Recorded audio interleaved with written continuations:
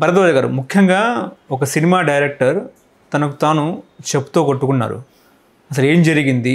తను అప్పుల పాలయ్యాడా, లేకపోతే సినిమా సంక్షోభమా? అసలు ఏంటి సార్? సంక్షోభం కాదు, ఏమీ కాదండి. బర్బరిక్ అనే ఒక సినిమా, త్రిబాణధారి బార్బరిక్ అని ఒక సినిమా రిలీజ్ అయింది. ప్రస్తుతం థియేటర్స్లో ఉంది ఆ సినిమా. ఇంకా ఆ సినిమాకి ఆయన వెళ్ళాడు, షోకి వెడితే అక్కడ థియేటర్లో 10 మంది కనిపించారు అని చెప్పాడు ఆయన. 10 మంది కనిపించారు. ఆయన వైఫ్ కూడా ఉన్నారు. ఆవిడ ఈయన కాసేపు ఉండి వెళ్ళిపోయాడు ఇంటికి. ఆయన వైఫ్ సినిమా చూస్తున్నారు. అయితే ఈ 10 మంది ఉండటం చూసి ఈయన డిప్రెస్ అయ్యాడు. ఈ డిప్రెషన్లో ఇంటికి వెళ్ళి ఏమైనా చేసుకుంటాడేమని వెంటనే ఆవిడ వచ్చి చాలా టెన్షన్గా ఇంటికి వచ్చింది అనేది కూడా ఈయనే చెప్పుకున్నాడు. చెప్పుకుని, నేను ఇంత కష్టపడి సినిమా తీశాను, 2.5 సంవత్సరాల కష్టం ఉంది, పైగా దీనిలో సత్యరాజు గారు లీడ్ రోలు, ఆయన చాలా డెడికేటెడ్గా వచ్చి పనిచేశాడు. ఉదయ్ భాను గారు ఉన్నారు, ప్రమోషనల్ యాక్టివిటీ చాలా ఎక్కువ చేశారు. ఆయనే చెప్పినట్టుగా ప్రమోషన్స్ మీద 1.5 కోటి ఖర్చు పెట్టాడు ప్రొడ్యూసరు అనే మాట చెప్పాడు ఆయన. ఎవరు? డైరెక్టర్ గారు. ఈ త్రిబాణధారి బార్బరిక్ అనేటువంటి సినిమా డైరెక్టర్ గారు ఎవరైతే చెప్పుతో కొట్టుకున్నారో వారే మీడియాతో చెప్పిన మాట, 1.5 కోటి ప్రమోషన్స్కి పెట్టాము అని. ఎంత చేసినా థియేటర్కి జనం రాలేదు, నాకు చాలా బాధేసింది. మీకు నచ్చే సినిమా నేను తీస్తే అని చెప్పి ఛాలెంజ్ చేశాడు ఇంతకుముందు. తీయకపోతే నా చెప్పుతో కొట్టుకుంటాను అని. ఇప్పుడు నా సినిమాకి మీరు రాలేదు కాబట్టి నా చెప్పుతో నేనే కొట్టుకుంటున్నాను అని కొట్టుకున్నాడు ఆయన. అయితే ఆయన బాధ అర్థం చేసుకోవచ్చు. ఎందుకంటే ఇది కేవలం ఆయన ఒక్క సినిమాకే కాదు, ఏ చిన్న సినిమాకి జనాలు థియేటర్ల ముందు పోటెత్తటం లేదు అనేది వాస్తవం. ఆయన వేరే గ్రహం నుంచి రాలేదు, సినిమా ఇండస్ట్రీతోనే ఉన్నాడు ఆయన.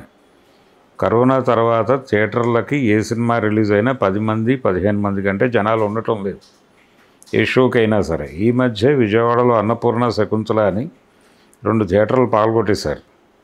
ఆ పగలగొట్టిన సందర్భంగా యజమాని గారు మీడియా ముందుకు వచ్చి చెప్పిన మాట ఏంటంటే, మా 2 థియేటర్ల మీద రోజుకి 8 ఆటలు వేస్తాం, మొత్తం 8 ఆటల మీద 100 టికెట్లు దిగితే గొప్పే అనుకునే పరిస్థితి వచ్చింది, అందుకని పగలగొట్టేస్తున్నాం థియేటర్లు అని చెప్పాడు ఆయన. వాళ్ళు ఏదో షాపింగ్ కాంప్లెక్స్ మరొకటో వేసుకునే మూడ్లో ఉన్నారు. ఇప్పుడు ఈయన సినిమాకి జనం రాకపోవడం అంటే ఎవరి సినిమాకి రావట్లేదు. అల్లరి నరేష్ గారి సినిమాకి జనం లేరు థియేటర్స్లో. ఆయన చెప్పినట్టుగా 10 మంది 13 మంది ఉండటం చూశాను నేను.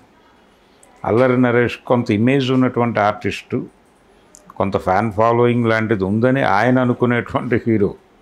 అయినప్పటికీ ఎవరి సినిమా అయినా సరే బాగుంటే బాగుంది, థియేటర్కల్ ఎక్స్పీరియన్స్ ఇస్తుంది ఈ సినిమా అని సోషల్ మీడియాలో ఇండివిజువల్స్ కొంచెం కామెంట్స్ రూపంలో దానికి ఒక ప్రచారం కల్పిస్తే అప్పుడు చూసి ఇన్స్పైర్ అయ్యి వెడుతున్నారు జనాలు థియేటర్కి. అంతే తప్ప విడిగా ఎవరు మూవ్ అవ్వట్లేదు. మూవ్ కాకపోవడానికి కారణం ఏంటంటే థియేటర్లు ఆడియన్స్ ఫ్రెండ్లీగా లేవు.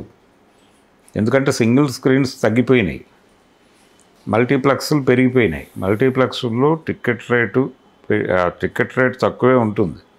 250 రూపాయలు టికెట్ రేట్ అనుకుంటే 250 × 3 వేస్తే స్నాక్స్ ఉంటాయి అక్కడ. కాబట్టి ఆ థియేటర్కి టికెట్ కొనుక్కుని వెళ్ళి ఈ స్నాక్స్ని భరించలేక ఎందుకు వచ్చిన రిస్కు? సినిమాని చూడటం మానేయలేదు జనాలు. సినిమాని అందరూ కన్జ్యూమ్ చేస్తున్నారు, కానీ ఎక్కడ కన్జ్యూమ్ చేస్తున్నారు? థియేటర్కి వెళ్ళి చేయట్లా, ఓటీటీలకు రావట్లా. వీళ్ళు ఏదో ఒక సైట్లో ఆ సినిమా అవైలబుల్గా వచ్చేస్తోంది. అది ఇంటర్నెట్లో రకరకాల ప్లాట్ఫామ్స్ మీద సినిమా షో పడిన గంటలో ఒరిజినల్ ప్రింటు అద్భుతమైన సౌండ్తో అద్భుతమైన క్వాలిటీతో ప్రింట్ అవైలబుల్గా ఉంటుంది. అవి డౌన్లోడ్ చేసి చూసుకుంటున్నారు హాయిగా. ఎందుకు థియేటర్కి వెళ్ళాలి? తన ఫోన్ని టీవీకి అనుసంధానం చేసి తన ఇంట్లో ఉన్నటువంటి బిగ్ స్క్రీన్ మీద చూసుకుంటున్నారు, ఎంజాయ్ చేస్తున్నారు కుటుంబం అంతా కలిసి. అంటే డబ్బులు వెళ్ళట్లే ఎవరికి, ప్రొడ్యూసర్కి డబ్బులు వెళ్ళట్లేదు, ఎవరికి డబ్బులు వెళ్ళట్లేదు. ఇతని పెయిన్ ఏమిటి? మేము ఎంత కష్టపడి చేస్తే థియేటర్కి రాలేదు, ఎంతమంది చూసుంటారు ఆ సినిమా ఇళ్లల్లో అనేది చూడాలి కదా. ఈ లీకేజీని కట్టడి చేయడానికి ఏం చెయ్యాలి అనేది కదా తను మాట్లాడాల్సింది. తను చెప్పుతో తను కొట్టుకోవడం కాదు, వెళ్ళి ఇండస్ట్రీ పెద్దలను కొట్టాలి. ఇలా సినిమాలు లీక్ అయిపోతున్నాయి, దీన్ని కంట్రోల్ చేయలేకపోతున్నారు మీరు. నేను సినిమా తీశాను, 1.5 కోటి పెట్టి ప్రమోషన్ చేశాను, మా సినిమాకి జనం రావట్లేదు, దానికి కారణం లీకేజే, మీరు ఎందుకు లీకేజీని కట్టడి చేయరు అని చెప్పి అక్కడికి వెళ్ళి ఛాంబర్ దగ్గర గొడవ చేయాలి కదా. ఆయన తన కారులో తను కూర్చుని తను చెప్పుతో తను కొట్టుకుంటే ఎలాగా? ఆయన ఒక్కటి సినిమాకే కాదు, ఏ సినిమాకి దాదాపు 4 ఏళ్ల నుంచి జనం వెళ్ళట్లేదు థియేటర్కి. మొన్న కార్మికులు సమ్మె చేసినప్పుడు ప్రొడ్యూసర్లు చెప్పిన మాట కూడా ఇదే, ఏ సినిమాకి 10 మంది కంటే జనం రావట్లేదు, సినిమా రంగం కష్టాల్లో ఉంది, అందుకని మీరు అడుగుతున్నటువంటి వేతనాలు మేము ఇవ్వలేము అని చెప్పారు వాళ్ళు. అది అందరికీ తెలిసిన విషయమే. కానీ ఇక్కడ చూడాల్సిన విషయం ఏంటంటే, సినిమా థియేటర్ అనేది ఒపీనియన్ పుల్ చేసేటువంటి ఒక సెంటర్గా మారింది. అంతవరకే దాని రోల్ కుదించారు. సినిమా అనేది, ఎంటర్టైన్మెంట్ అనేది అనేక ప్లాట్ఫామ్స్ మీద దొరుకుతోంది ఇప్పుడు. ఇదివరకు సినిమా థియేటర్ ఒకటే ఎంటర్టైన్మెంట్ సెంటర్, ఇప్పుడు ఎంటర్టైన్మెంట్ రకరకాల చోట్ల దొరుకుతోంది. మీ ఫోన్లో దొరుకుతోంది, మీ ఇంట్లో టీవీలో దొరుకుతోంది, మీ ల్యాప్టాప్లో ఉంది, రకరకాలుగా మారిపోయింది, దాని ప్లాట్ఫామ్స్ మారిపోయింది. ఓటీటీలో దొరుకుతోంది, ఇంటర్నెట్లో రకరకాల ప్లాట్ఫామ్స్ వచ్చినాయి. ఇలా ఎప్పుడైతే ఎంటర్టైన్మెంట్ అనేక ప్లాట్ఫామ్స్కి విస్తరించిందో, థియేటర్ అనేది కేవలం ఒక భాగంగా మారింది. ఇదివరకు థియేటరే ఎంటర్టైన్మెంట్, కౌంటర్లోంచి వచ్చే డబ్బులు. ఇప్పుడు మీరు థియేటర్కల్ రైట్స్ అమ్ముతున్నారు, ఓటీటీ హక్కులు అమ్ముతున్నారు, శాటిలైట్ హక్కులు అమ్ముతున్నారు, అన్ని భాషలకి హక్కులు అమ్ముతున్నారు, మీ సినిమా ప్రీ రిలీజ్ ఈవెంట్కి హక్కులు అమ్ముతున్నారు, దానికి డిజిటల్ హక్కులు అమ్ముతున్నారు, ఓటీటీ హక్కులు అమ్ముతున్నారు, మీ ట్రైలర్లు అమ్ముతున్నారు, పాటలు అమ్ముతున్నారు. ఇన్ని అమ్మకాలు జరుగుతున్నాయి కదా. గతంలో ఈ వ్యాపారం అంతా లేదుగా. థియేటర్లో కౌంటర్లోంచి వచ్చే డబ్బులు. ఇన్ని వ్యాపారాలు చేసుకోవడానికి అవకాశం ఉంటుందనే సినిమాలు తీస్తున్నారు. థియేటర్లోకి జనం రావట్లేదు అనేది కేవలం సాకు మాత్రమే.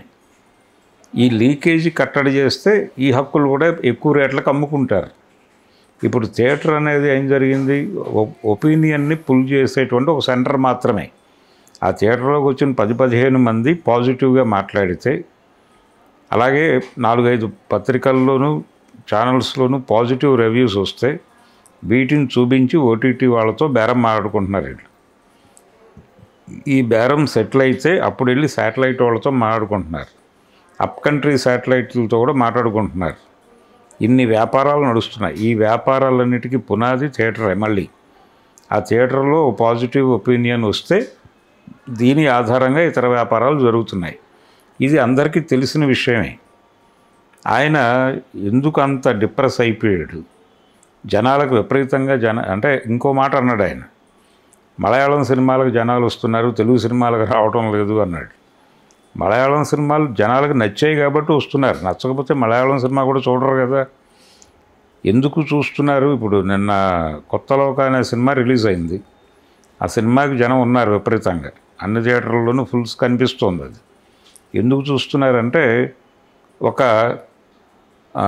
అంటే జనాలకి కనెక్ట్ అయ్యే పద్ధతిలో ఆ సినిమా ఉంది. థియేటర్కల్ ఎక్స్పీరియన్స్ ఇవ్వడానికి దానిలో కొంత మార్మికత, వ్యవహారం ఇదంతా ఉంది. మ్యాజిక్ రియలిజం అనేటువంటి పద్ధతిలో సినిమా వెళ్ళింది. అది ఒక జానపద కథ, జానపద పాత్రని ప్రజెంట్ సొసైటీతో లింక్ చేస్తూ నడిపినటువంటి తీరు జనాలకు ఇంట్రెస్టింగ్గా అనిపించింది.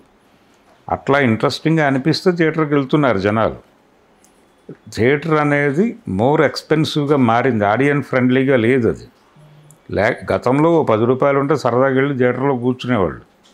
ఇప్పుడు ఆ పరిస్థితి లేదు. 200 సినిమాకి ఒక సింగిల్ పర్సన్ వెళ్ళాలన్నా కనీసం 400 రూపాయలు జేబులో లేకపోతే కుదిరే వ్యవహారం కాదు. అదే ఫ్యామిలీ కదిలి వెళ్ళాలంటే కనీసం 3-4 వేలు జేబులో లేకపోతే కుదరని పరిస్థితికి వెళ్ళిపోయింది. సింగిల్ స్క్రీన్స్ లేవు ఇప్పుడు, ఓన్లీ మల్టీప్లెక్స్లు. ఇన్ని గందరగోళాల మధ్య జనం థియేటర్కి రావట్లే, ఇంట్లో కూర్చుని చూడటానికి ఇష్టపడుతున్నారు. సినిమా కన్జ్యూమ్ చేస్తున్నారు, కానీ ఎక్కడ కన్జ్యూమ్ చేయాలో అక్కడ చేయకుండా ఇంకో చోట చేస్తున్నారు. దీన్ని స్ట్రీమ్లైన్ చేయటం ఎట్లా, దాన్ని స్ట్రక్చర్ రూపొందించడం ఎట్లా అనేది మీరు ఛాంబర్ దగ్గరికి వెళ్ళి గొడవ చేయాలి. అంతే తప్ప మిమ్మల్ని మీ కారులో మీరు కూర్చుని మీ చెప్తూ మీరు కొట్టుకుంటే ఏమిటి ప్రయోజనం? కాకపోతే ఈ పబ్లిసిటీ ఇది కొంత జనంలోకి వెళ్ళింది. ఆయన బాధ, ఆయన శోకం, ఆయన ఆవేదన ఇవన్నీ జనంలోకి వెళ్ళినాయి. ఇది ఏదన్నా సినిమాకు ఉపయోగపడితే అది మంచిదే. ఆయన కొట్టుకున్నందుకు కనీసం అంటే తన కొట్టుకోవడం ద్వారా ఒక ప్రమోషనల్ యాక్టివిటీ జరిగింది అనుకోవడానికి ఒక అవకాశం ఉంటుంది. అది కూడా కనిపించట్లేదు, పెద్ద భారీగా పెరిగినట్టుగా కూడా కనిపించటం లేదు. అది టోటల్గా ఆ ఇన్సిడెంట్ తాలూకా, ఆ ఇన్సిడెంట్ చూసిన తర్వాత నాకు అనిపించింది. హలో, తెలుగు రాజ్యం ఛానల్ చూస్తున్నారా? సామాజిక రాజకీయ జీవన చిత్రణే తెలుగు రాజ్యం. అతిశయోక్తులు అసత్యాలు ఉండవు. రాజకీయ కోణం కాదు, ప్రజా కోణమే కొలబద్ద. తెలుగు రాజ్యం వీక్షణ మీ ఉత్తమ అభిరుచికి నిదర్శనం.